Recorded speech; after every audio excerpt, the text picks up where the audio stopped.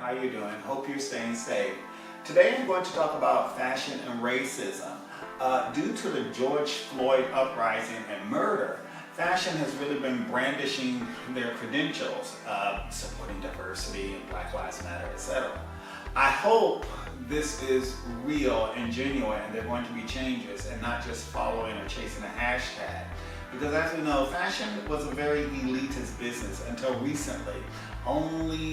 It was only for the few, not for the many. Thank you, social media, I must say. As you can see, I'm very different. I'm not Fifth Avenue, wife of a millionaire. So I have a lot of experiences with fashion brands, especially, they let me know I'm different. One time I was told, having a conversation at a presentation, these brands, the guy told me, an insider said, these brands will hire a model and a receptionist of color.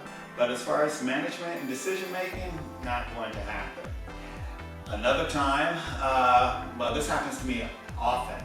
As I'm walking to go into a presentation or to an event, the security staff just automatically assumes I don't belong there, even though sometimes I'll have the invitation, my name's on the list.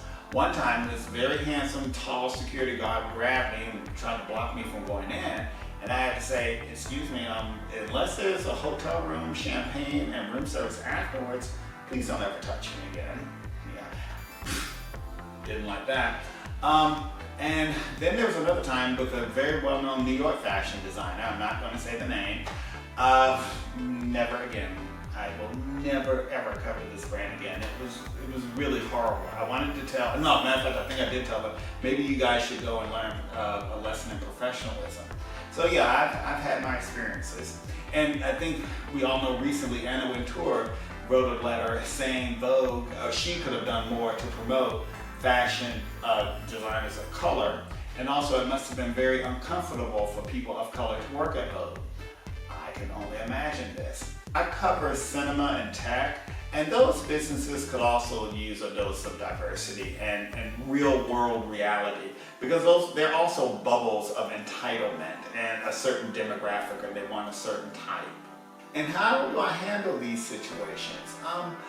Sometimes I go, are we really doing this today? And then there's times when I go into my Aunt Katie, Betty Davis mode, which is not nice, believe me. And then, of course, there are times when you just have to pull someone to the side and tell them, hey, look, what's going on? Tell me to my face. But as far as fashion inclusiveness, yeah, of course they can do more. For example, we all know streetwear is very popular now, especially with trainers. I don't understand why the brands don't go and hire black kids or kids of color to work in their ateliers, at least to give them feedback on streetwear or trainers, for example. Because I know in New York City, a lot of designers send people out to take pictures of kids of color, and then later you'll see those looks copied on the runway. I'm not going to say the word cultural appropriation because I know that's a very loaded term. But like I said before, is it so hard to hire at least one or two kids of color to work in the atelier, especially since you're copying their looks? I mean, come on, guys. So as far as I'm concerned, yeah, fashion can do a lot more, and it's easy to hide behind a hashtag because it's trending.